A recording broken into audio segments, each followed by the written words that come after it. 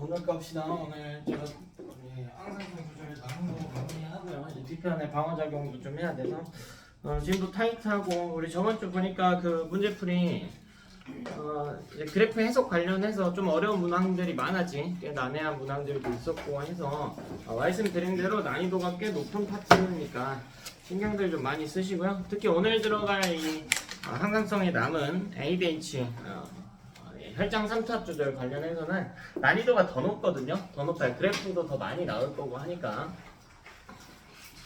빨리 들어와. 늦었어. 빨리빨리 들어. 눈치 보고 있어. 빨리빨리 들어.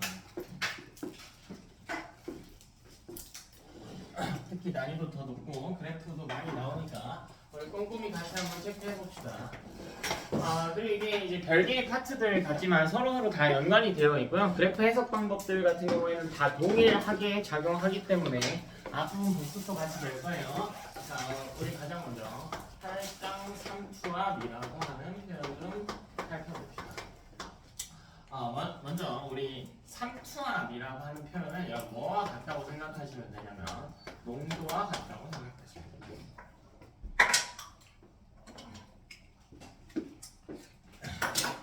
그럼 농도라고 하는 것은 우리가 다시 어떻게 따지냐? 용매 양분의 녹아있는 용질의 양으로 따지죠. 혈장 삼투압의 이 농도값은 어떻게 따지냐면 안에 무기염류들이 녹아있어. 이 무기염류의 양 요 정도로 생각하시면 됩니다. 이것도 이제 특정 수치로 맞춰줘야 되는데 항상성 조절이기 때문에 하나씩 시작합시다. 자, 첫 번째, 이 혈장 삼투압이 낮을 때.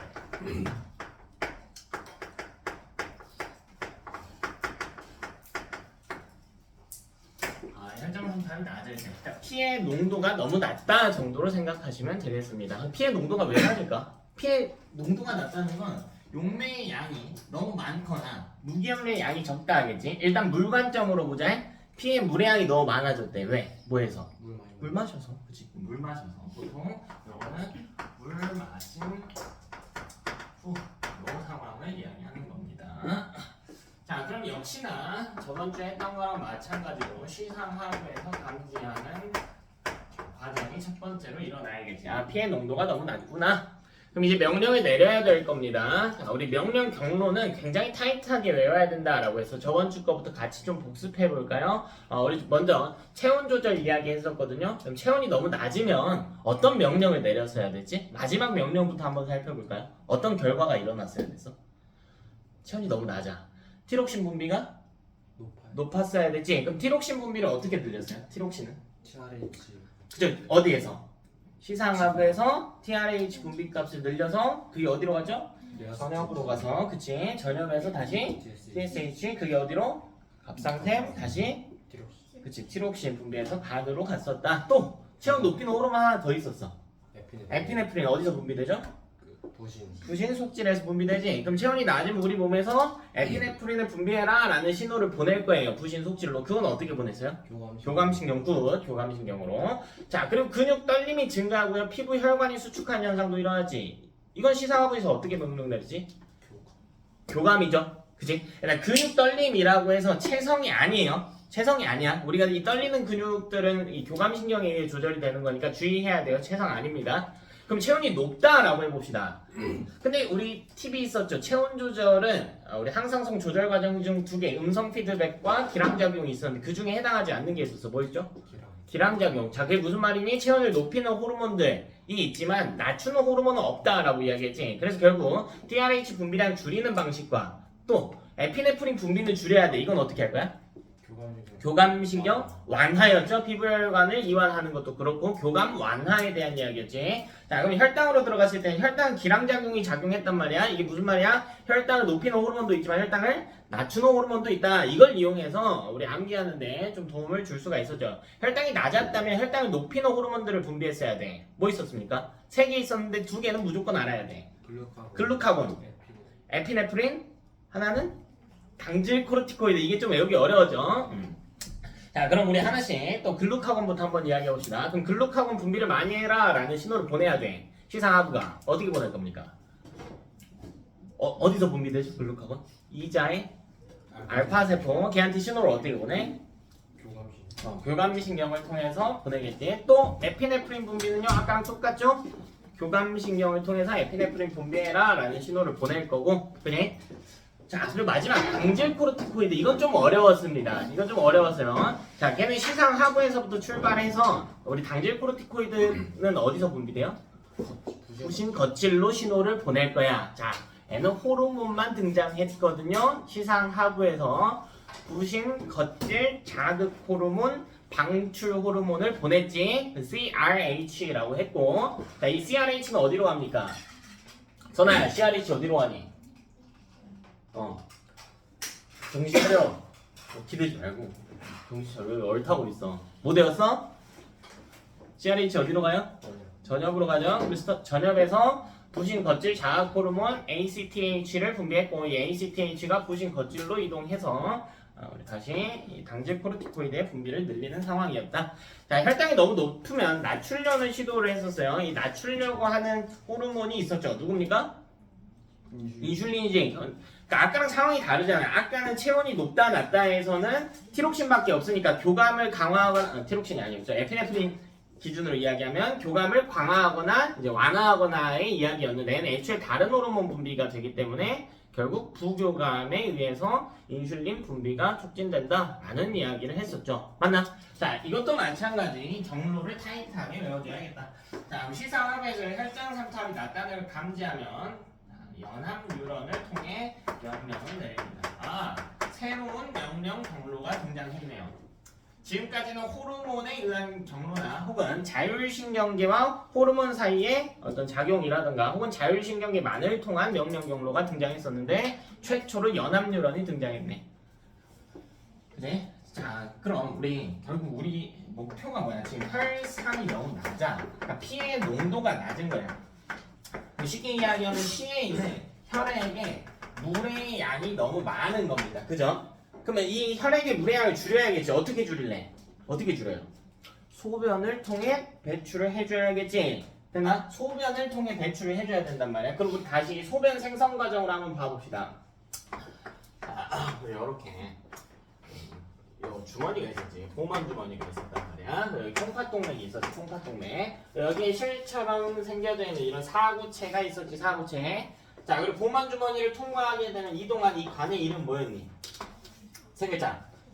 세뇨관이 있었죠. 세뇨관. 그 세뇨관이 이제 모세혈관으로 이렇게 둘러싸여 있는 상황이었고, 모세혈관을 벗어나면 그때부터는 오줌관이라고 치겠고, 오줌관 끝에는 오줌을 저장하는 방광이 있었고, 방광에서 내보내는 요도가 존재하는 이런 상황이었단 말이야. 자, 이때 세 가지 과정을 통해서 물질의 양이 조절이 됐었는데, 그 중에 핵심이 되는 게 제흡수입니다. 제흡수. 제흡수는 물질을 어디서 어디로 옮기니? 세뇨관에서 모세혈관으로 이렇게 이동시키는 걸 제흡수라고 불렀단 말이야. 이름 그대로야. 제흡수.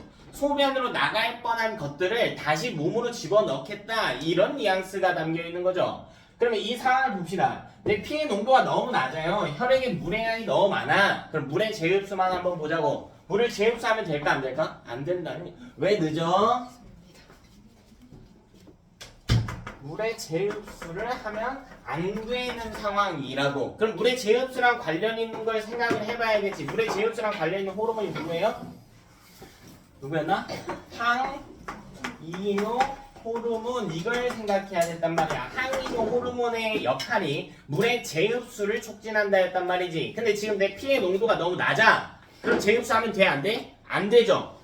그럼 항이뇨 호르몬을 만들어라? 만들지 말아라? 만들지 말아라 라는 명령이 들어가게 된다고. 연합 뉴런을 통해서. 그럼 항이뇨 호르몬을 어디서 만드는지 체크해야지. 어디서 만듭니까? 어디? 후엽. 그치. 후엽에서 만듭니다. 그래야 수체 후엽. 항이뇨 호르몬 히읗 들어가니까 좀 쉽게 외울 수 있다라고 이야기했어요. 그럼 이 항이뇨 호르몬이 분비가요. 후엽에서 명령이 항이뇨 호르몬의 분비량이 감소하게 된단 말이지. 그럼 이 항이뇨 호르몬은 콩팥으로 가요. 콩팥으로 갑니다. 따라서 이때 일어날 일은 물의 제흡수량이 감소할 것이다 라는 거지. 다시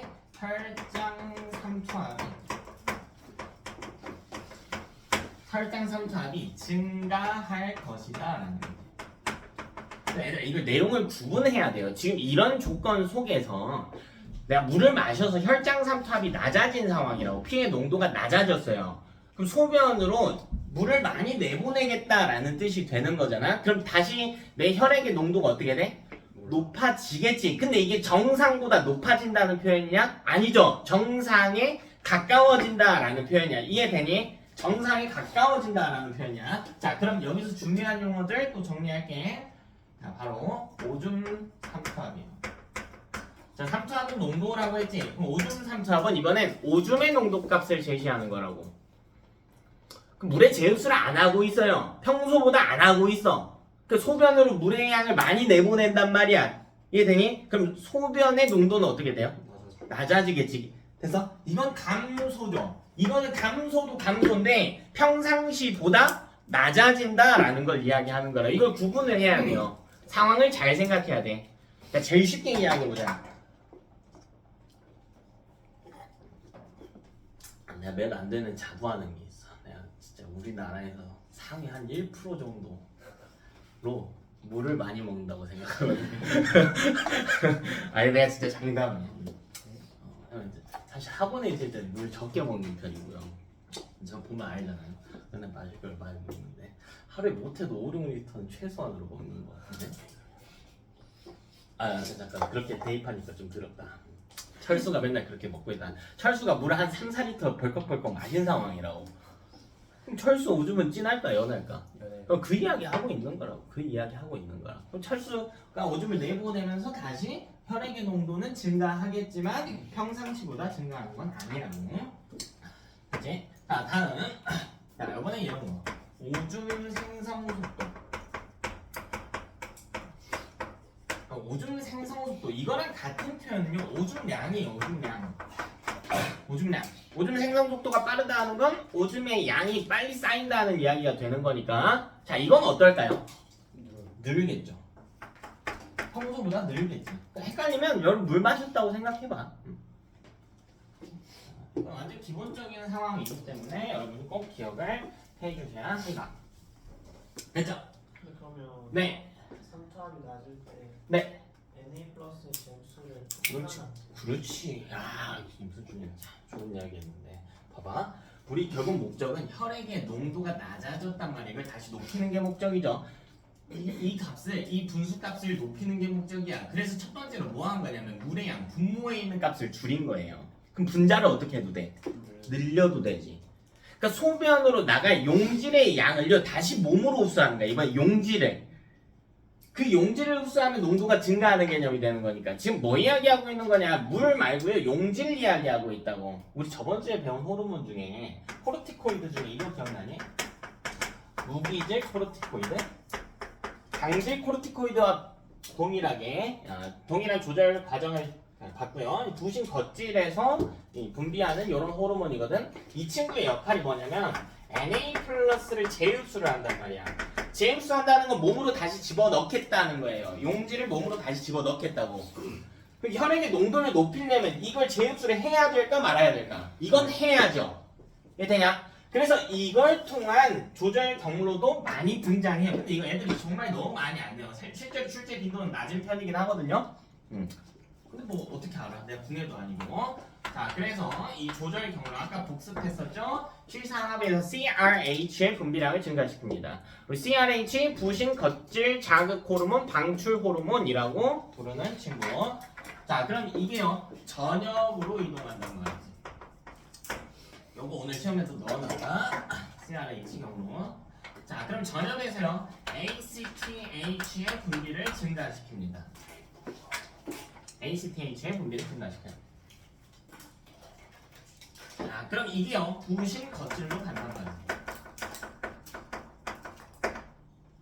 그럼 부신 겉질에서 무코코의 분비량을 증가시킨단 말이야. 사실 그러니까 여기 제흡수량 감소 외에도 무코코의 역할을 생각하면 Na 플러스의 제흡수는 촉진된다라고 얘기할 수가 있게 되는 거지. 되냐? 종종 나오는 문항이에요. 자, 그러면 얘들아, 오늘 호르몬들 이야기했는데요. 여기까지 배운 내용만 한번 살펴볼까요? 자, 첫 번째, 이 ADH 그리고 무기질 코르티코이드. 자, 이 친구들은 자, 우리 항상성 조절 기작 두 개였죠? 하나는 음성 피드백이고 하나 뭐였어요? 기량작용이지. 그럼 얘네랑 상관이 있는 건 음성 피드백일까 기량작용일까? 일단 기량작용은 절대 안 되죠. 왜? 이건 두 개의 요소가 서로 무슨 역할을 해야 돼? 반대의 역할을 해야 되지. 근데 애초에 조절하는 게 다르단 말이야, 둘이. 얘는 물이고요. 얘는 무기염료 Na 플러스란 말이야. 그러니까 기량작용은 아니죠. 그럼 ADH만 놓고 보자. 애가 음성 피드백과 상관이 있을까 없을까?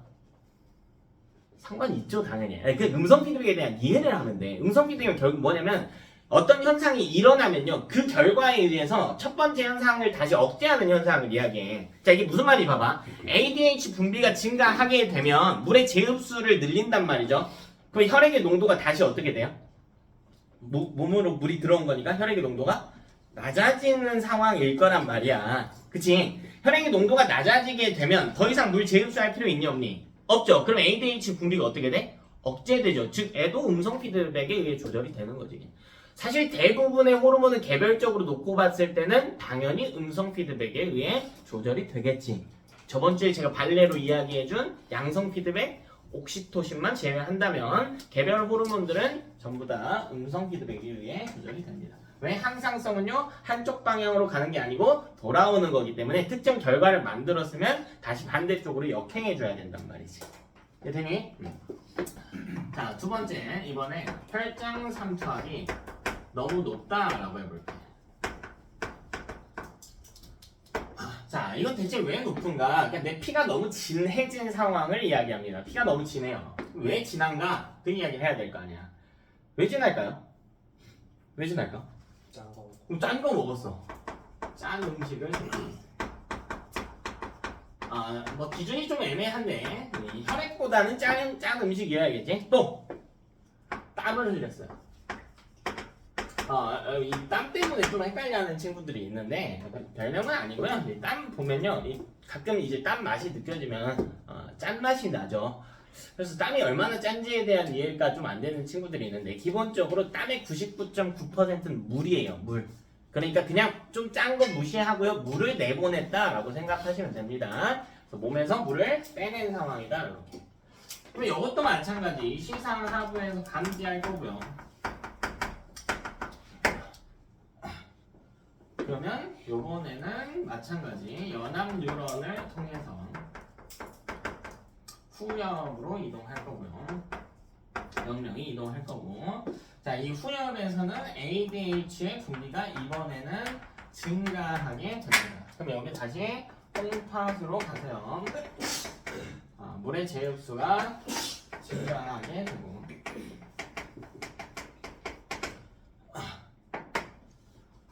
물의 제흡수가 증가하게 되겠지. 피가 너무 진하니까요, 소변으로 나갈 물을 다시 몸으로 넣어주겠다라는 이야기가 되겠지. 자, 그럼 이번에 혈장 삼투압이 감소할 것입니다.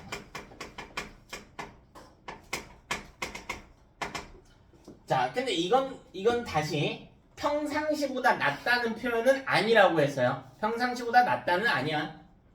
정상에 가까워지려고 하는 거고. 자, 그리고 오줌 삼투압, 그냥 O3이라고 적을게.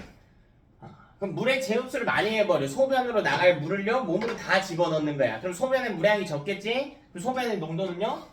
그치, 높아지는 상황일 거야. 그죠? 자, 그럼 이번에 오줌 생성 속도. 자, 이거랑 같은 말은 오줌량. 이거는 감소하게 될 것이다. 어렵지 않지? 뭐 오른쪽 경로는 다 줄여주면 되겠죠? 줄여주면 되겠지. 됐나? 그럼 얘는 질항작용하고는 상관이 없네요, 이 친구도. 자, 그럼 이번에는 그래프 한번 살펴볼게요. 이 혈장 삼투압 그래프. 첫 번째로 x값이 시간인 경우에 그래프를 한번 살펴봅니다. 시간. 가장 자세한 그래프, 가장 많은 내용이 들어간 그래프 다 그려드릴 테니까 이제 사실 이 부분이 이제 교재나 어떤 뭐 교과서 이런 거 봤을 때 그래프가 막 퍼져 있어가지고 여러분이 보기가 힘들거든요. 제가 등장하는 그래프 거의 99% 보여드릴 테니까.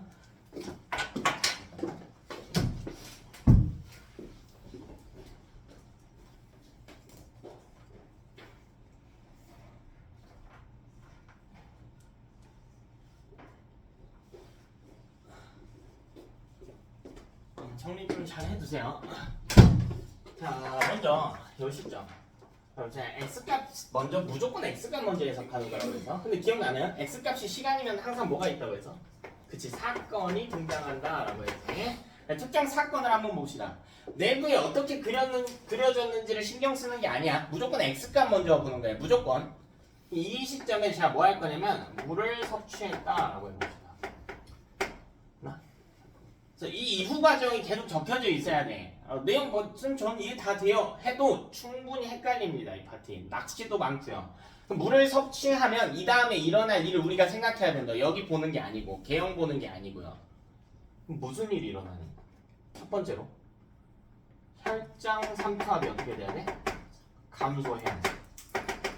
이거는 평상시보다 어떻게 됐다? 낮아졌다라는 표현인 거지. 평상시보다 낮아졌죠. 아, 그럼 피의 농도가 너무 낮아졌어요. 피에 물이 너무 많아. 그럼 뭐 해야 돼요? 물을 재흡수하면 안 되겠지. 그럼 혈장 삼투압이 낮아졌으니까 ADH의 분비는 어떻게 되고? ADH 분비 줄어들어야겠지. 물 재흡수하면 안 될 거 아니야. 그럼 이 결과 혈장 삼투압은 어떻게 돼요? 증가하겠지. 이건 어떻게 된다는 표현이야? 정상에 가까워진다라는 표현인 거라고. 그래서 정상보다 높다가 아니고. 그럼 오줌의 농도는요? 오줌 삼투압은 감소하겠지. 아니야. 오줌의 농도값은 감소할 겁니다. 하나. 또 재흡수 안 하네요. 그러니까 몸으로 물을 집어넣은 게 아니고 소변으로 그대로 칼칼 내보냈다는 거니까 당연히 오줌의 농도가 낮은 거고. 오줌량은요? 오줌량 이건 어때? 증가한 상황일까요? 오줌량과 같은 표현 생성속도 기억해주자. 오줌량 생성속도. 자, 이걸 그래프에 그려주는 겁니다. 그럼 가장 먼저 그려야 될 건 혈장 삼투압이 감소했다라는 표현이야. 혈장 삼투압이요 가다가 감소했다가 다시 올라가는 이런 상태입니다. 이게 혈장 삼투압 내용이겠다. 항상성 조절이기 때문에 결국 원래대로 돌아오겠죠. 감소했다가요 증가한 모습 그려져 있습니다. 되니? 혈장 삼투압 두 개 나와야지. 원래 가까워졌다. 자, 그 다음으로 또 같이 나와야 될 그래프가 누구냐? ADH가 이제 등장해야지. 그러면 ADH는요 가다가요 감소했다가 다시 증가하는 형태다. 그러니까 ADH는 지금 한 번밖에 안 나왔잖아. 내용 정리했을 때. 그치? 근데 ADH가 분비가 줄어가지고 혈장 삼투압이 다시 증가했으면 ADH 분비도 다시 정상값으로 복구를 하겠죠. 항상성 조절 기작이기 때문에. 얘는 한 번밖에 안 나왔지만 이 뒤로 쭉 이어가면 다시 정상으로 돌아오는 과정이 있겠지. 자, 그럼 마지막으로 체크할 거는 오줌 삼투압밖에 없겠죠. 그러니까 가장 먼저 등장하는 걸 보는 거야. 여기 혈삼 감소했죠? 여기 감소했지? 오줌 삼투압. 이건 신경 쓰지 말라고. 왜 두 번째로 일어난 거 원래대로 돌아가려는 것 뿐인 거니까. 되나? 오줌량 증가했죠. 첫 번째로 등장한 것만 보라고요. 그럼 오줌 삼투압 한번 봅시다. 오줌 삼투압도요 ADH랑 동시에 줄어들 거야. 근데 이게 종종 혈장 삼투압하고 이제 구분짓기 위해서 보통 어떻게 표시해 주냐면요. 이런 식으로 표시해 줘. 이런 식으로. 이게 오줌 삼투압. 그러니까 개형은 동일하거든요. 조금만 더 늦게 변화하면 좋겠는데. 어떻게 변하기 싫나? 이 시점을 제가 살짝 뒤로 밀어놨죠. 살짝만.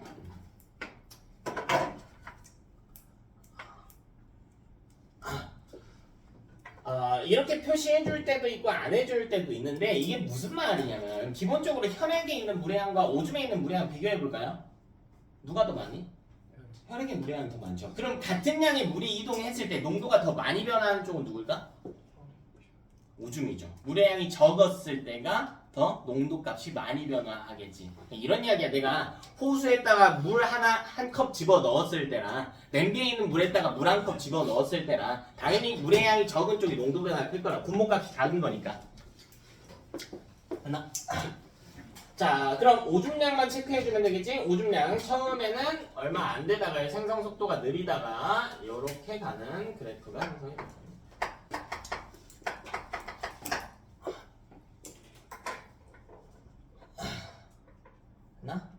자, 근데 절대 주의할 거. 그렇다고 해서 이걸 비례 반비례로 해석하면 안 된다고 했어요. 이제 다른 그래프가 나오면 그래프 개형이 또 달라지기 때문에 두 번째 그래프도 한번 살펴봅시다. 이것도 x 값이 시간인 경우. 자, 그럼 이번에는 당연히 소금을 먹어줘야 돼. 아주 진한 소금물을 섭취했다라고 해봅시다. 자, 그럼 이것도 일어날 일들을 나열하는 게 최우선이야. 소금물을 섭취하면 가장 먼저 일어날 일은 혈삼이 증가하겠지. 피의 농도가 너무 진해질 것입니다. 그죠? 그럼 피의 농도가 진하니까 피로 물을 다시 집어 넣어줘야겠지. 즉 물에 재흡수해줘야 돼. 그거 누가 해요? ADH가 즉 ADH의 분비값이 증가하겠지. 아, 그럼 이 이후에 일어날 일은 물의 재흡수를 많이 하게 되니까 혈장 삼투압은 감소하겠지. 이건 원래대로 돌아간다라는 뜻이라고 했어요. 정상보다 낮다가 절대 아니다. 그럼 오줌 삼투압은 소변으로 나갈 물을요 몸으로 다 집어넣어 버렸어. 그럼 오줌의 농도는 어떻게 돼? 오줌의 농도는 소변으로 나갈 물을 몸으로 다시 다 집어넣었어. 소변엔 물이 얼마 없어요. 그럼 오줌 삼투압은 어떻게 돼? 증가하죠. 자, 이제 화살표를 할게. 자, 오줌량은요? 이거는 감소하겠지. 오줌량, 오줌 생성 속도, 그지? 그럼 이것도 그래프로 나타내보면 ADH 먼저 그려볼까요? 혈장 삼투압 먼저 그려야겠지? 혈장 삼투압 증가한 상황이다. 혈장 삼투압 하다가요, 뭐 이런 식으로.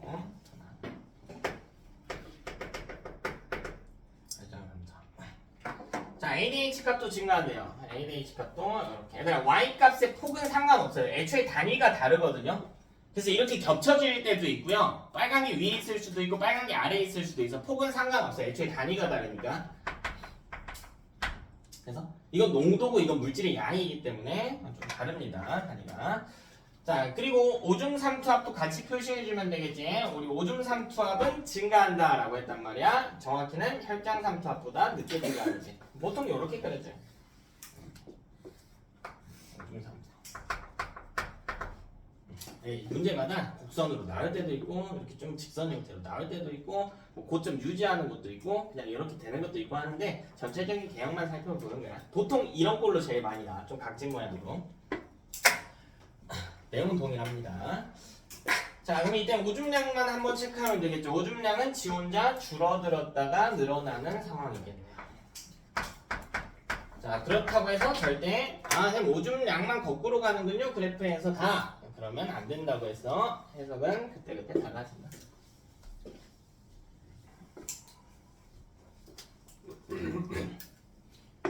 어렵지 않지? 자, 그럼 세 번째 쪽을 걸로 넘어올게. 자, 요번에는 x값이 시간이 아닌 그래프를 한번 살펴보자. 가장 먼저 기초가 되는 내용 한번 볼게요. 우리가 지금 체크해야 되는 값들이 보이니? 체크해야 되는 값이 보여요? 혈장 삼투압, 오줌 삼투압, 오줌 생성 속도, ADH야. 맞아? 봐봐, 이 그래프는 x값이 시간일 때 y값의 이 네 가지 요소를 보통 그래프로 나타낸다. 근데 이 그래프는 뭐 x값이 시간이에요? 아니지. 그러니까 그래프 이해를 한번 해볼래? 그래프는요, x값의 변화에 따른 y값을 해석하는 거지. 2차원 그래프는 전부 다 그렇게 해석하는 거지. 근데 x값의 혈장 삼투압 나왔잖아. 그럼 이거 봐봐. 혈장 삼투압 변화에 따른 혈장 삼투압의 크기. 이게 말이 돼? 이건 말이 안 되지. 그러니까 이건 x값이 혈장 삼투압이잖아요. 그럼 이 그래프엔 혈장 삼투압을 표시를 못 하겠지. 당연한 거 아니냐? 무슨 말인지 알겠어요? 그럼 이때 이 그래프 해석을 해봅시다. 혈장 삼투압이 x값이 증가할수록 y값이 어떻게 되는가 이걸 살펴보는 거야. 혈장 삼투압이 증가할수록으로 해석해야지. 그 혈삼이 증가할수록 우리는 이 뒤에 말을 붙여주면 된단 말이야. x 값에다가 이 뒤에 말을 붙여주면 돼. 그럼 피의 농도가 진해지고 있네. 어떤 이유인지는 몰라. 뭐 누가 내 몸에 물을 점점 빼내고 있다든가, 뭐 누가 나한테 소금을 계속 처먹이고 있다든가, 뭐 이런 상황일 거란 말이지. 피의 농도가 계속 진해지고 있어요. 그럼 피로 물을 재흡수해줘야겠죠. 즉 누가 필요해요? ADH가 필요해요. 즉 ADH의 분비량은 증가할 것입니다. ADH는 증가할 거야. 근데 이거 해석을 해보자고. 보편적으로는 ADH의 양이 증가하면 ADH 양이 증가하면 물의 재흡수량이 늘어나잖아요. 그러니까 혈장 삼투압이 어떻게 되고? 다시 낮아질 것이고, 그럼 ADH의 분비량은 지금 혈장 삼투압 낮아져서 피의 농도가 연해졌어. 그럼 재흡수 안 할 거 아니야? ADH 분비량이 다시 어떻게 돼야 돼요? 감소해야지. 근데 이건 그런 그래프가 아니라니까. 이건 그런 그래프가 아니야. 시간의 항상성이 조절이 되려면 시간에 따라서 변화가 일어나야 되잖아. 뭐가 증가했다가 감소했다가 이런 느낌이지. 근데 이건 발산하는 형태의 그래프란 말이야. 혈장 삼투압이 그냥 증가하는 경우만 놓고 보는 거야. 이게 증가하는 경우만 놓고 보는 거라고. 그럼 이게 증가할수록 ADH는 증가한다가 끝이야. 이 그래프는 항상성에 의해서 돌아가는 그래프는 시간이 필요하니까 x값이 시간인 그래프라고요. n은 그냥 심플하게 이렇게 해석하면 끝나는 거야. ADH 그래프 한번 살펴볼까요? 심플하게 혈장 삼투압이 증가할수록 ADH는 계속 늘어난다가 끝이어야 된다고. 줄어드는 게 아니죠. 다시 줄어들지 않지. 왜 다시 줄어드는 이유는 원래라면 ADH의 분비가 늘었을 때 혈장 삼투압이 다시 감소하기 때문이었는데 이건 그런 그래프가 아니라고. 그냥 혈장 삼투압이 높아질수록에 대한 이야기니까. 그럼 ADH 분비가 늘고 있는 이 상황에서 다음으로 일어날 일을 한번 체크해보자. 오줌 삼투압은 어떻게 될까? 오줌 삼투압은 자, 재흡수를 많이 하고 있어요. 소변으로 나갈 물을 자꾸 몸으로 빼고 있어. 그럼 소변의 농도는 어떻게 돼요? 줄어들겠지.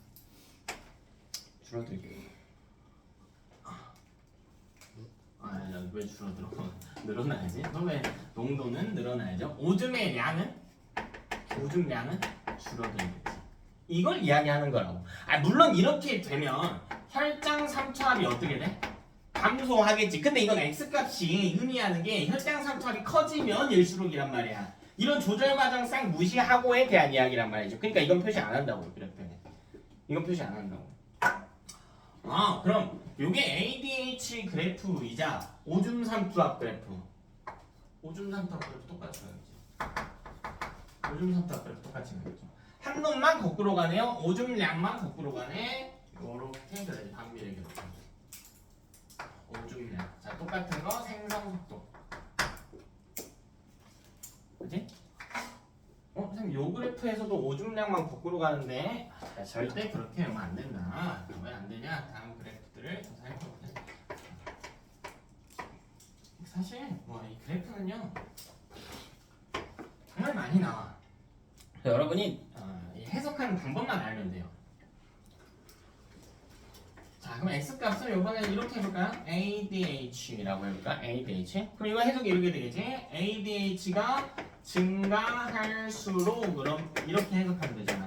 그러니까 이것도 ADH가 x값에 등장한 그래프이기 때문에 y값으로 이 ADH의 변화량을 나타낼 수는 없는 상황입니다. 이건 그냥 ADH가 계속 커질수록 무슨 일이 일어나는가야? 항상성에 대한 이야기가 아니지. 왜 우리 몸에서는 ADH 분비량이 무한대로 증가하는 게 아니니까. 무한대로 증가한다면 어떤 일이 일어나냐? 이 이야기라고. 그럼 이 결과 물의 재흡수량을 늘리겠죠. 몸으로 물을 많이 집어넣을 거예요. 소변으로 나갈 물을 몸으로 집어넣는 거지. 그럼 혈액의 농도는 어떻게 돼요? 혈장 삼투압은 줄어들겠지. 오줌 삼투압은요?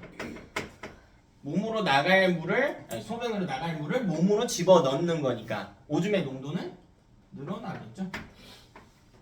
그럼 오줌량은 다시 줄어드는 이런 상황이 그려져야겠다. 그럼 N은 오줌 삼투압만 늘고 있구나.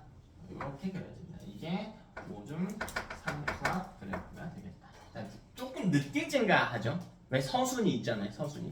ADH가 어느 정도 증가할수록 작용하는 시간도 필요하고 하니까. 자, 그리고 혈장 삼투압과 오줌량은 둘 다 이렇게 반비례 형태의 그래프로 그려져야 된다.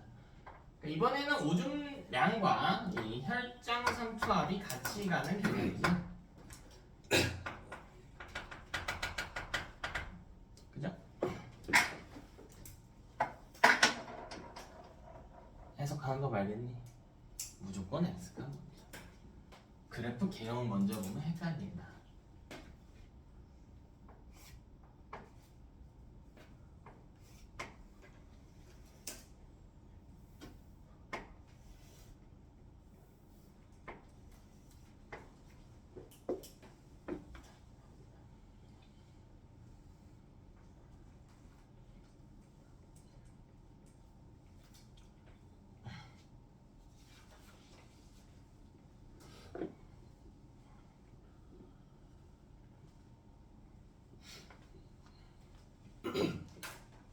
그죠? 그냥 해석 잘해라. 이거 해석 이상하게 하지 마세요. 종종 막 이걸 이상하게 해석하는 애들이 뭐 이렇게 해석하는 애들. 뭐 이 시점에서는요. 봐요. 혈장 삼투압이 낮단 말이에요. 그러면 피해 농도가 낮아진 상황이니까 재흡수를 안 해야 되겠죠? 그지? 그러면은 재흡수를 안 하니까 소변으로 물이 많이 나가야 될 텐데 그럼 오줌 삼투압이 낮아야 되는 거 아닌가요? 이러고 있단 말이야. 아, 그게 C조면 그렇게 해석을 해야겠지. 근데 N은 그게 아니라고. 항상 X값으로 해석을 하는 거라고. N은 이놈의 영향을 받은 게 아니야. ADH의 영향을 받은 거지. 이걸로 해석을 해야 안 헷갈린다고요. N끼리 해석하면 안 돼. 이렇게 해석하는 게 아니에요. 무조건 X값으로 해석해라. 이번에 이런 것도 해볼까요? 그럼 이건 어때? X값은 혈액량으로 해볼까요? 이걸 우리가 배운 표현으로 바꿔서 해석해야 된단 말이지. 우리 이번 주 과제 문제 풀 때도 그랬죠. 우리가 배운 표현들이 아닌 게 등장했어. 뭐 혈당량 조절이라면 우리는 인슐린 분비, 뭐 글루카곤 분비, 에피네프린 분비 이런 걸 이야기를 했었는데 문제는 뭐 단위 시간당 변환되는 포도당의 양 이런 표현으로 나왔지. 그걸 우리가 배운 꼴로 바꿔서 해석하는 거야. 뭐 그걸 해석하면 단위 시간당 포도당으로 변환되는 건 결국 글루카곤이 일한다는 거니까 글루카곤의 양이 많을수록과 같은 표현이 되는 거고. 근데 이것도 마찬가지야. 혈액의 양이 많을수록 이게 무슨 뜻인지를 봐야 돼. 혈액량이 왜 많을까요? 그렇지. 피 속에 물의 양이 많아서. 근데 우리 피 속에 물의 양을 용어로 쓰진 않았단 말이야. 그럼 우리가 배운 표현을 바꿔야 된다고. 피 속에 물이 많을수록과 동의어가 뭐예요? 배운 표현대로라면. 뭐의 삼투압이? 그렇지. 혈장 삼투압이 어떻게 될수록? 낮을수록 이렇게 이렇게 해석하면 되겠지. 배운 꼴로. 혈장 삼투압이 낮을수록 어떻게 되는가? 피해 농도가 너무 낮아요. 피 속에 물의 양이 너무 많아. 그러면 물 재흡수를 하지 않기 위해서 ADH의 분비를 줄이겠구나. 이게 첫 번째 상황일 거고. 그럼 ADH의 분비가 줄고 있는 상황에서 물의 재흡수를 안 하니까요. 오줌 삼투압 따져주면 되겠지. 오줌 삼투압. 물의 재흡수를 안 해. 소변을 그대로 계속 내보내고 있어요. 그럼 오줌 삼투압은 어떻게 돼야 돼? 오줌 농도는? 감소해야지. 재흡수 안 했잖아. 물 재흡수 안 했잖아. 소변으로 물 많이 빼고 있잖아. 오줌량은요? 오줌량은? 증가해야지. 그러니까 이것도 사실 그래프에서 이건 안 알려주겠죠. 혈상 낮을수록 이건 안 알려주겠지. X값은 혈액량인데 사실 그게 혈장 삼투압과 관계가 있는 값이란 말이야. 그러니까 Y값은 혈장 삼투압 표시를 못한다고 얘는. 되니? 할 필요가 없겠죠. 뭐 굳이 한다면 뭐 하는 게 불가능한 건 아닌데 사실 뭐 혈액량이 높을수록 혈장 삼투압이 낮아지는 거니까 뭐 그린다면 이렇게 그려지겠는데 문제풀이 할 때는 의미는 없고. ADH 한번 봅시다. ADH. 자, ADH 값 줄었는데 여기 ADH 값 그리고 오줌량 그래프도 똑같이 그려지네. 오줌량 그래프. 그 다음 뭐야, 오줌량이 아니고 미안해. 오줌 삼투압이죠. 오줌 삼투압. 오줌량은 늘어야죠. 오줌량은 이렇게 됩니다.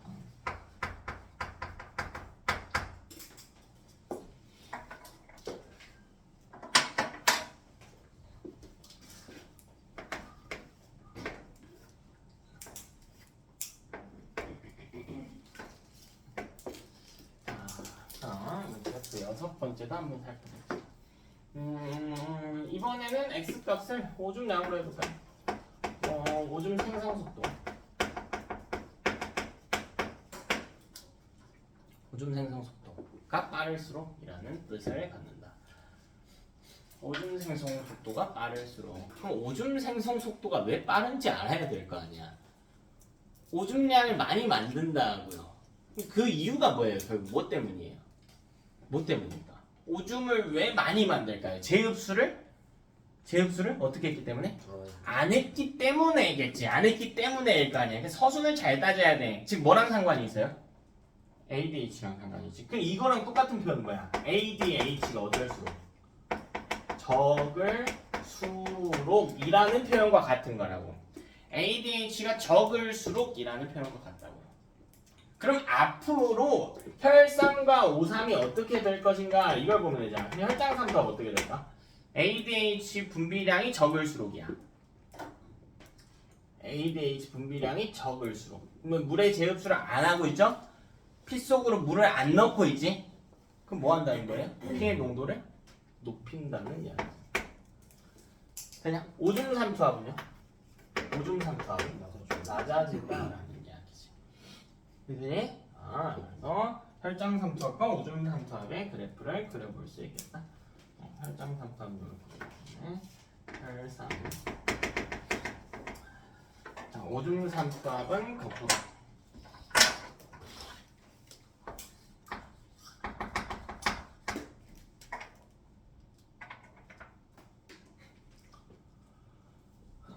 하니 7번. 이번에는 그래프를요 y 값을 값으로 하지 않고 바꿔볼게.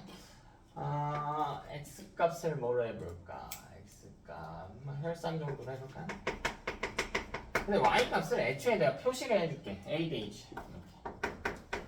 즉 이 그래프에서 값은 하나밖에 안 나타내겠다는 거예요. 한 종류밖에. 아까는 여러 종류의 값들을 나타냈거든. 근데 내가 y값을 비워놨잖아. 그냥 뭐 y가 그냥 값이나 농도 정도가 되겠죠. 요거는 그래프가 그냥 이렇게 나왔단 말이야. 이거 뭐 사실 이 그래프가 나오면은 여기서 초록색, 노란색 빼고 쉽게 주겠다라는 이야기가 될 수도 있겠지만 값은 하나밖에 안 알려주는데 다른 조건을 좀 추가할 게 문제가 될 수도 있어요. 자, 이게 무슨 말이냐면 지금까지는 사람 한 명을 기준으로 비교를 하고 있지. 동일한 사람 내에서를 비교하고 있는 거야. 사람을 여러 명을 등장시킬 수 있어. 그 일반적인 형태의 사람을 봅시다. 당연히 혈장 삼투압이 증가하면 혈액의 농도가 높아진 거니까 제흡수를 많이 해야겠죠. 그러려면 ADH 분비가 어떻게 됐어야 돼? 높아졌어야지. 맞아? 그러니까 일반적으로는 이렇게 그려지는 거야. 이게 정상인의 그래프. 일반적인 사람의 그래프. 일반적이지 않은 사람은 뭔가요? 우리 사람마다 조건이 좀 다르거든요. 뭐 우리 체 크기도 다를 거고요. 체 면적도 다를 거고 부피도 다를 거고요. 오늘 하루 동안 마신 물의 양도 좀 다를 거고 이런 조건이란 말이야. 근데 일반적인 사람, 정상이 뭐 그게 비정상은 아닌데 평균의 수치를 가진 사람이야. 근데 평균보다 물을 많이 가진 사람의 기준에서 이야기를 해보자. 혈액의 농도가 농도가 아니고 혈액의 물의 양이 많은 사람 기준에서 이야기를 해보자고. 얘들아, 내가 요만한 비커에 물을 떠놓고 그리고 또 요만한 비커에 물을 떠놓고 소금을 하나씩만 넣어보자. 좀 헷갈릴 수 있는데 그럼 다음 중 농도가 많이 변하는 쪽은 왼쪽이에요, 오른쪽이에요? 왼쪽이지. 그럼 혈액의 양이 적은 사람 입장에서 보면요 농도 변화에 민감한 거지. 혈액의 양이 많은 사람은요 농도 변화가 좀 덜한 거란 말이에요. 그러니까 사실 이 x값이 혈장삼투압인데 여기는 그냥 이렇게 생각하면 돼. 소금을 하나 넣었을 때 정도로 해석을 해볼까요? 그렇더라 해도 농도가 별로 변하지를 않는 거지. 그러니까 ADH 분비량이 별로 많이 늘지가 않아. 그러니까 이거는 혈액량이 많은 사람이야. 혈액량이 많은 사람. 혈액량이 많은 사람은 애초에 농도 변화가 잘 일어나지 않기 때문에 ADH 분비량 중 크게 늘지는 않는다 정도로 해석하면 됩니다. 네, X값이 농도 아니에요. 농도인데 이 팁하는 좀 자세히 이야기해 줄게. 조금 더 복잡하거든. 농도랑 조금 다른 개념이기는 해. 삼투압이 조금 달라서 그런데 이게 헷갈려요. 그래서 네. 일단 지금은 소금 하나 넣었을 때 정도로만 해석합시다. 그럼 이 혈액량이 적은 사람 입장에서는요, 이런 변화값에 훨씬 민감하게 반응을 한다는 겁니다. 이 정도로 해석하시면 됩니다.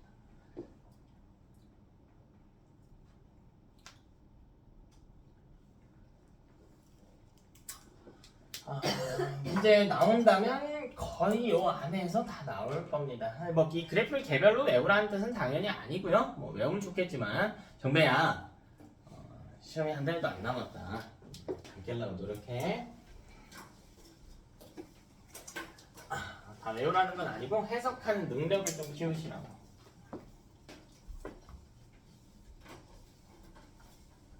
그죠? 이렇게 하면 항상성은 마무리가 됐고요. 우리 다음 이야기로 넘어갑시다. 다음으로 우리 질병 이야기를 좀 해줘야겠습니다.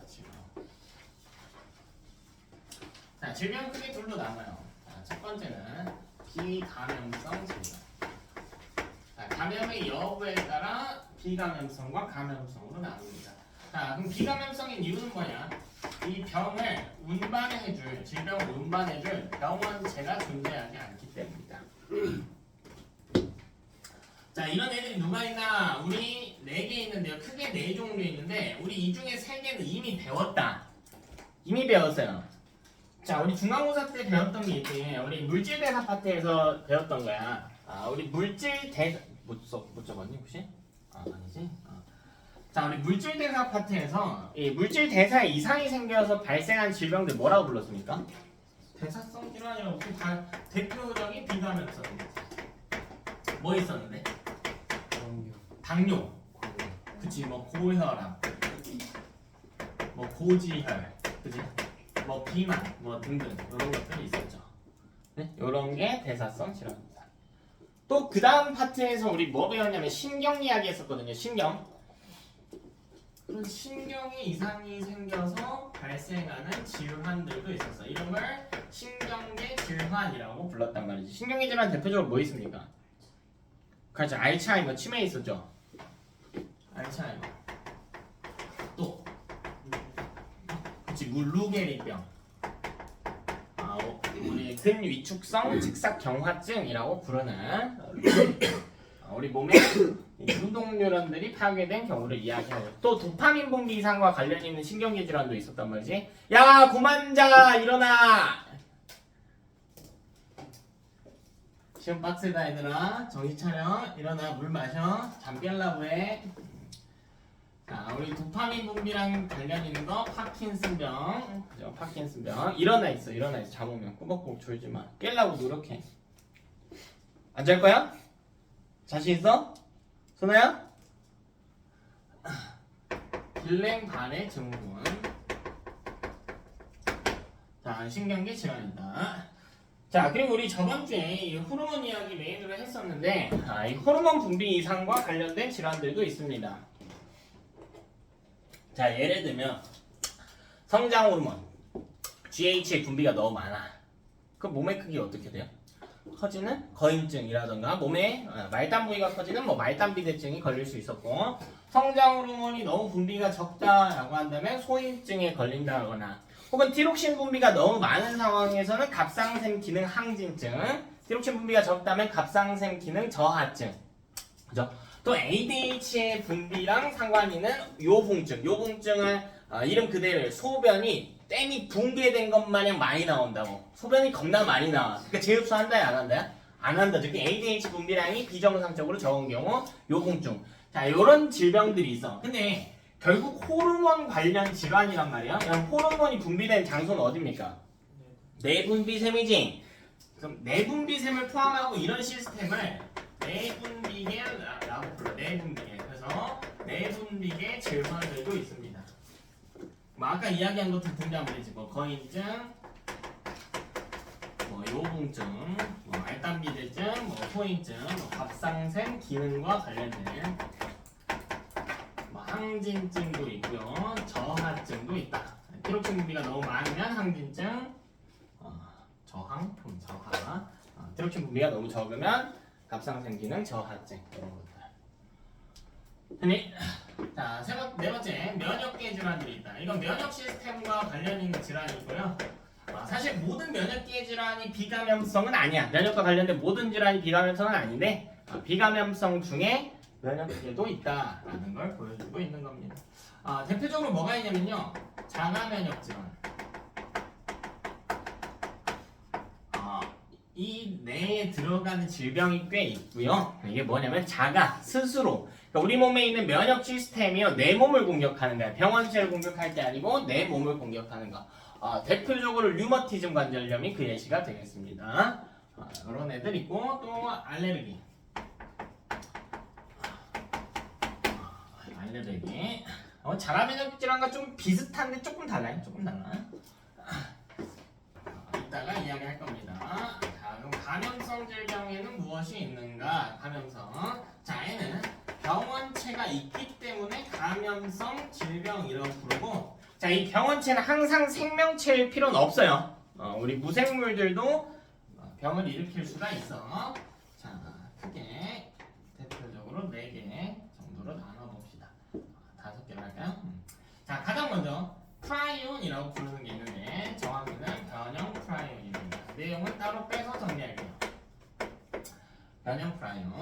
자, 얘는요 심플하게 단백질이에요. 생명체가 아닙니다. 변형 프라이온 단백질이야. 자, 두 번째는 생물과 무생물의 중간 단계에 있는 바이러스. 자, 세 번째는 세균.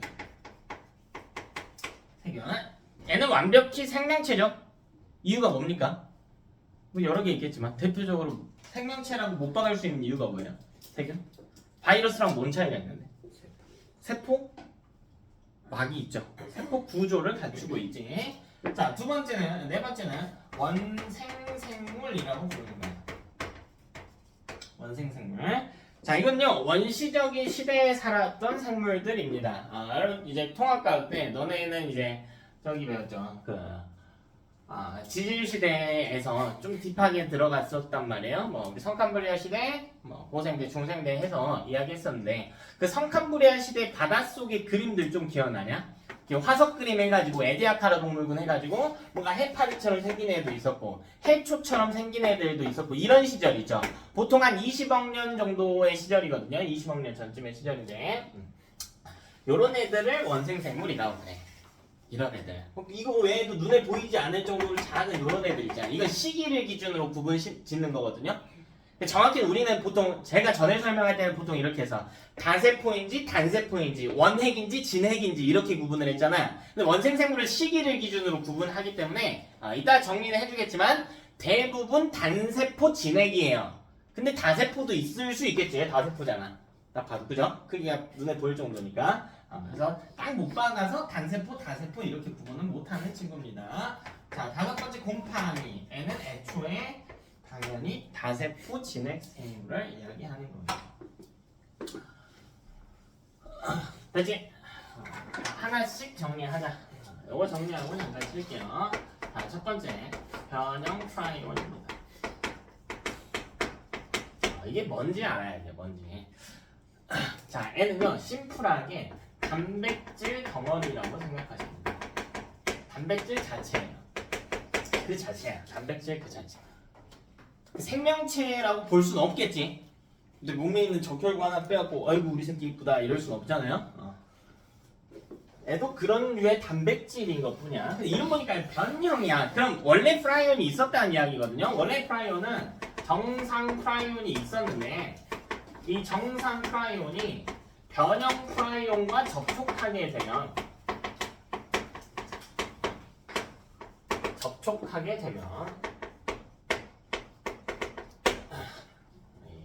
변형 프라이온으로 변화하게 됩니다.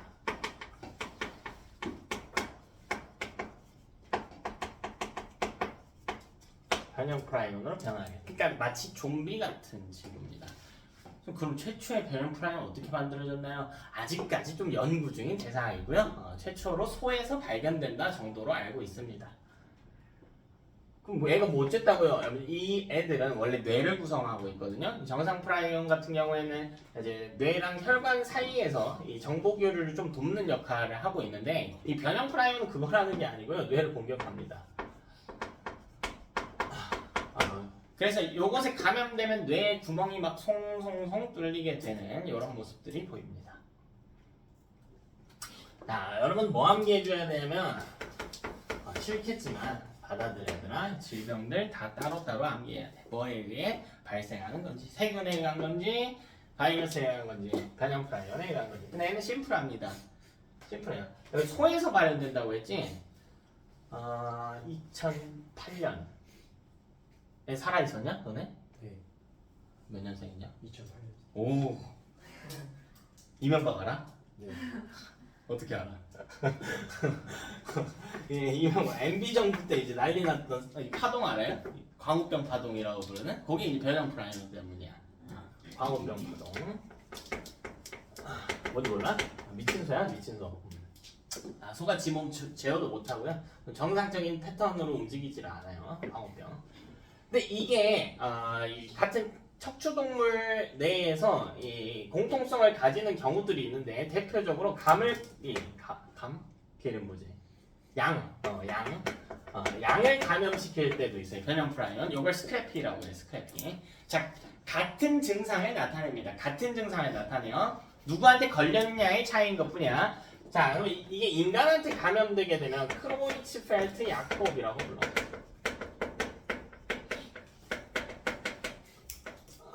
크로이츠펠트 야콥병이라고 부릅니다.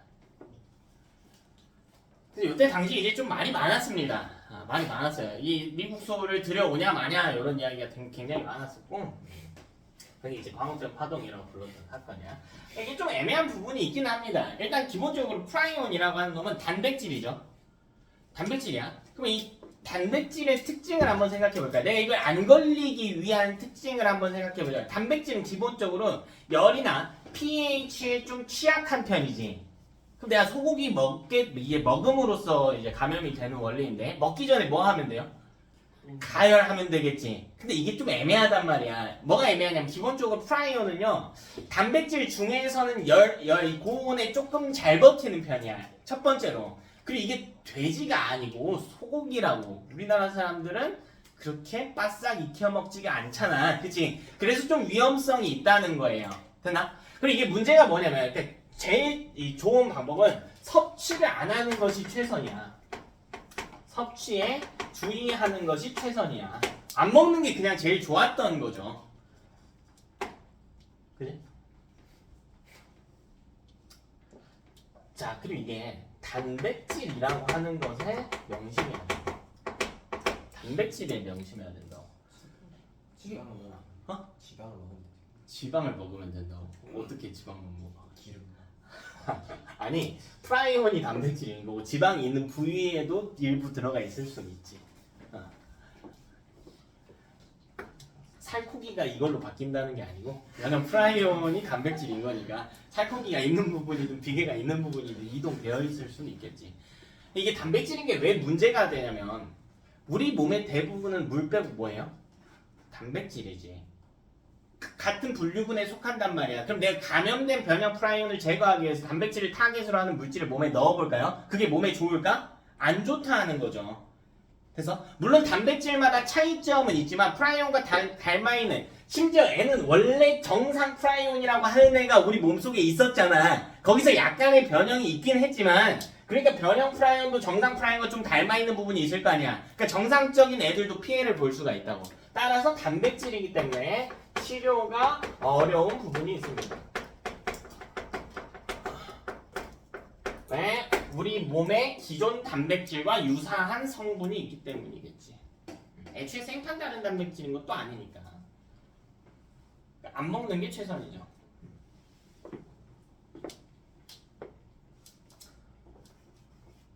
하나. 자, 두 번째 바이러스는 바이러스는 생물적 특성을 가진 무생물이죠. 생물적 특성을 가지는 무생물, 비생물 동일한 표현이죠.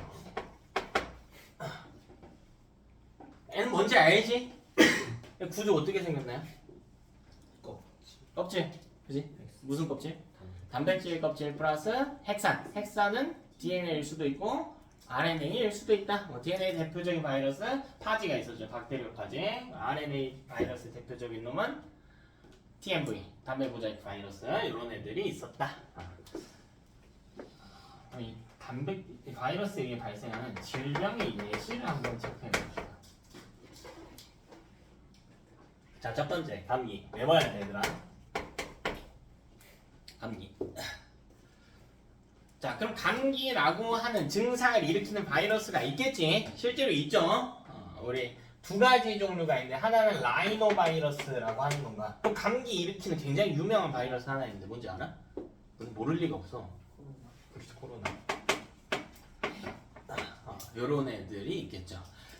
코로나는 원래 있었던 그냥 감기를 일으키는 바이러스인데 이 바이러스의 특성인 거죠. 바이러스는 DNA나 RNA 구조가 좀 불안정하기 때문에 뭐가 일어나기 쉽다고 했죠? 돌연변이, 그치, 돌연변이가 일어나기 쉽다라고 했단 말이야.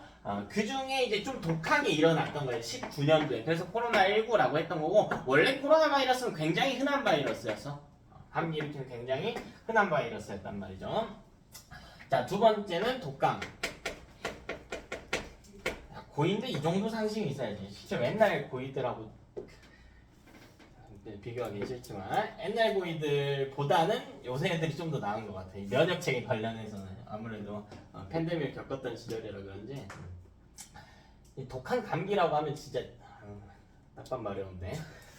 자, 애초에 바이러스 종류가 달라요. 얘는 인플루엔자 바이러스죠. 얘는 인플루엔자 바이러스에 가면 되는 거고 이제 증상이 심한 감기처럼 느껴진다 해서 독감인 거지 애초에 다른 종류의 질병입니다. 이거 있죠. 또 뭐 있을까? 에볼라 들어봤니? 에볼라 바이러스? 안 들어봤구나. 메르스 들어봤어요? 중동 호흡기 증후군?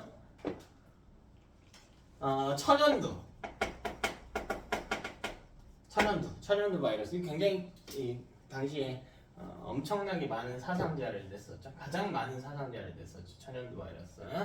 자, 또 홍역. 이거 뭔지 알아? 너네 안 맞지? 너네 어깨에 선택받은 아이들 문장 없지? 네? 난 여기 있는데. 불주사 알아요? 불주사? 옛날 사람들은 보면은 어깨에 이 파인 모양이 있어. 불주사 모양으로. 그게 이제 홍역 예방하는 거거든요. 요새는 다른 방식으로 맞던 것 같은데. 너네 다 안 맞았지? 네. 있는데요. 넌 있어? 너네 세대는 안 맞지 않나? 뭔가 그 포스트키스 같이 생긴 걸로 맞았던 것 같은데 기억에? 뭐 아직 맞는 친구도 있나 보네. 세 번째. 이거 치료법 이야기해줘야지. 자, 이 치료법 이야기합니다. 자, 바로 항바이러스제라고 하는 물질을 만들어내는 거야. 자, 이 항바이러스제는 말 그대로 바이러스를 막아내는 이런 물질을 이야기합니다. 이거 뒤편에 이야기하겠지만 이런 병원체나 우리 몸에 이물질로 간주되는 친구들 이렇게 생겼다라고 해볼까요? 그럼 이런 애들은요 겉면에 인식하는 부위가 있어. 너네 이런 부위들을 뭐라 부르는지 알아? 항원이라고 불러요. 항원.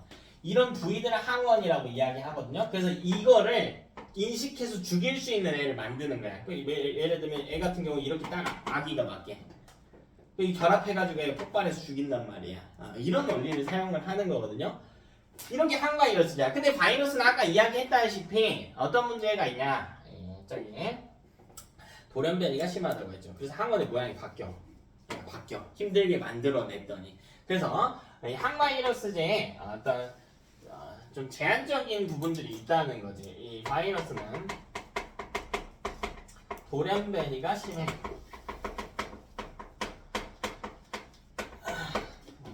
네, 효율적으로 사용하기가 좀 어렵다는 거죠. 영구적으로 사용할 수가 없고.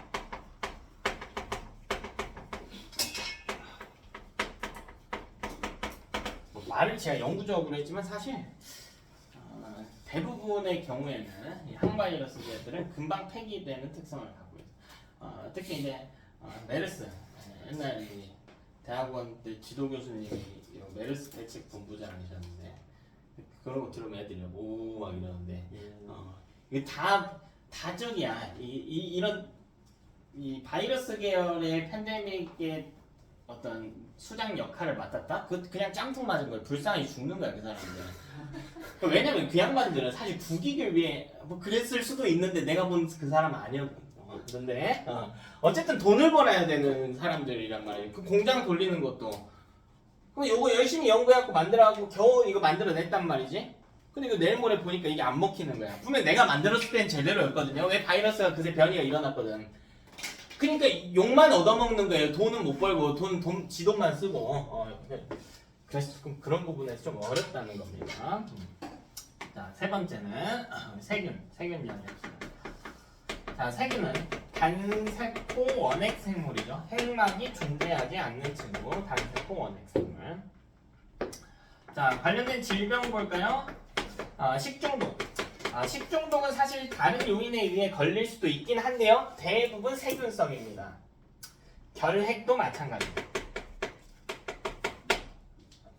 결핵도 마찬가지. 결핵도 이제 다른 부분들하고 연계돼서 뭐 바이러스 계열에 의해서 이제 합병증처럼 나타나는 경우도 있긴 하지만 대부분 세균성 결핵입니다. 장티푸스.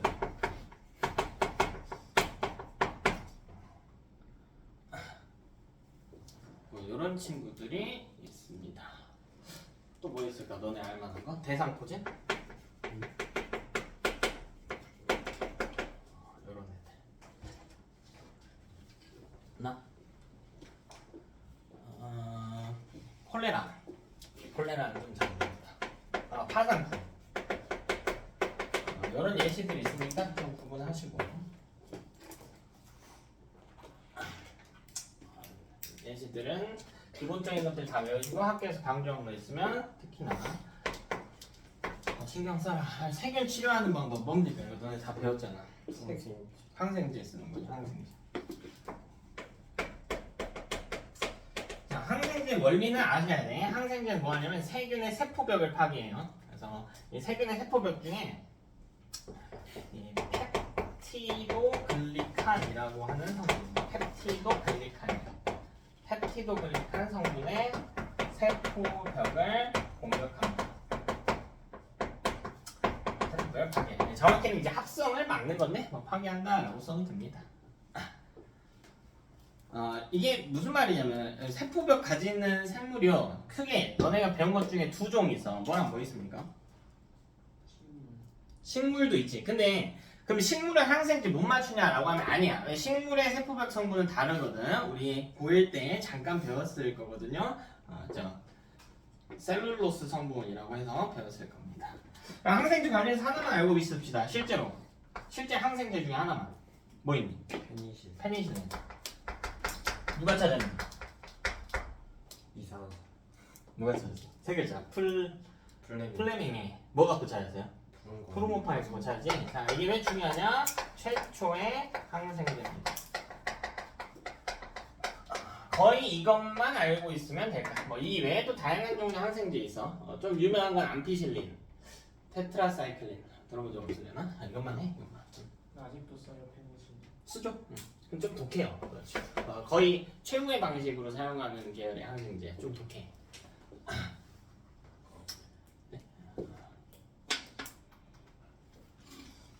항생제는 그리고 사실 자주 맞으면 좋은 게 아니죠. 왜요? 그치, 내성이 중요하지. 내성이 중요하지.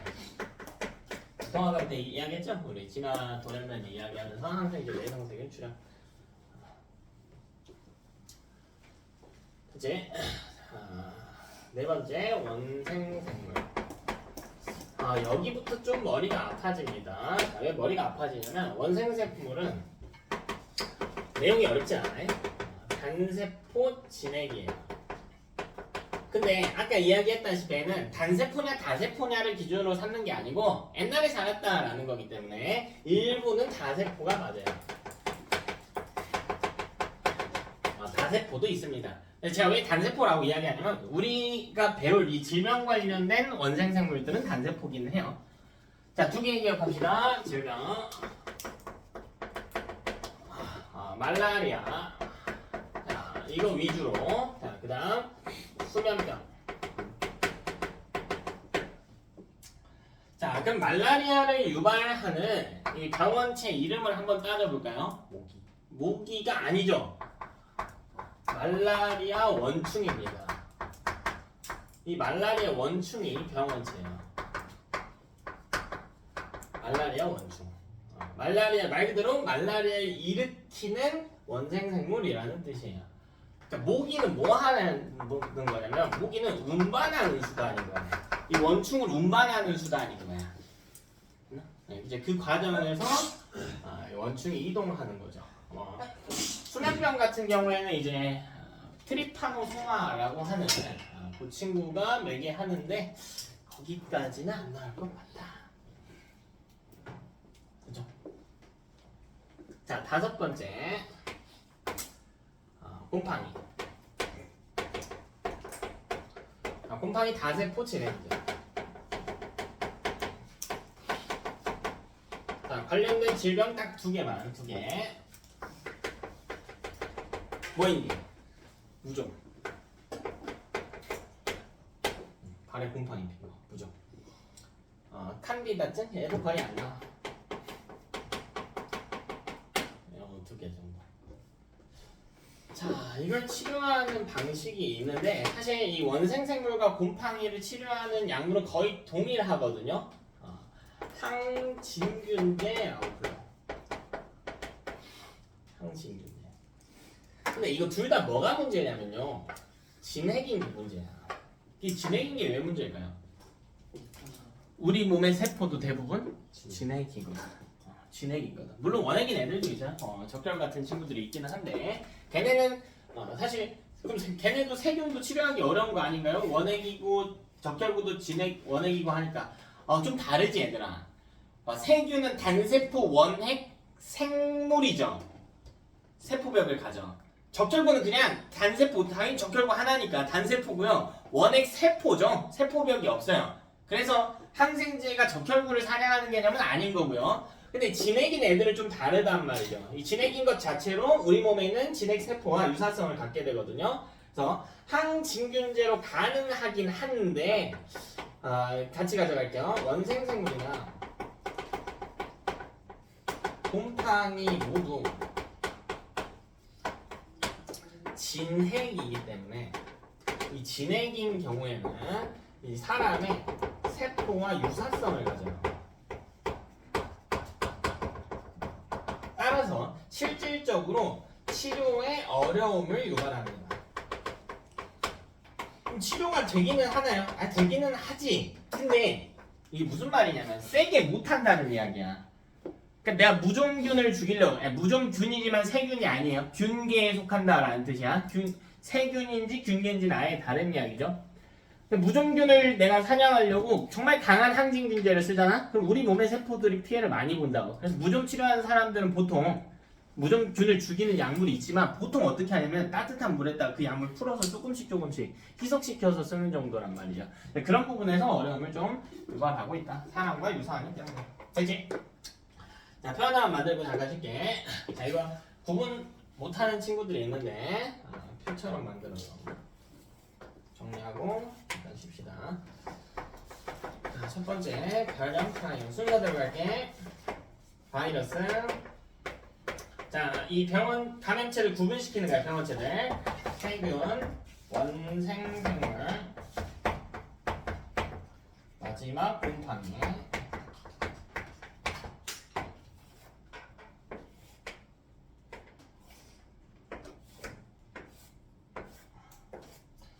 자, 첫 번째.